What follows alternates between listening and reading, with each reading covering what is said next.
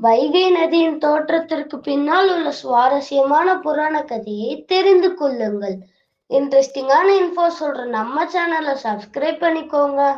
தமிழ் புராணங்களின் படி மீனாட்சி தேவிக்கும் சுந்தரேஸ்வரருக்கும் நடந்த தெய்வீக திருமணத்தின் போது சிவபெருமானுக்கு மீனாட்சி தாயார் விருந்து தயார் செய்தனர். சிவனுடன் வந்த குண்டேஸ்வரர் சம்பந்தப்பட்ட ஒரு அற்புத நிகழ்வு நடந்ததுங்க. மாபெரும் விருதினால் குண்டேஸ்வரரின் தீராத பசி அடங்காத நிலையில் தண்ணீராலும் அவரது தாகத்தை தணிக்க முடியவில்லை. சிவபெருமானின் கட்டளையின்படி குண்டேஸ்வரர் தன் கையை தரையில் வை என்றார். அதனால் ஒரு மாபெரும் நதி பீரிட்டு எழுந்தது. அதுவே புனிதமான வைகை நதியாக மாறியது. பண்டைய புராணங்களில் இருந்து வரும் இந்த அற்புதமான கதைகளுக்கு லைக், ஷேர் மற்றும் சப்ஸ்கிரைப் செய்ய மறக்காதீங்க.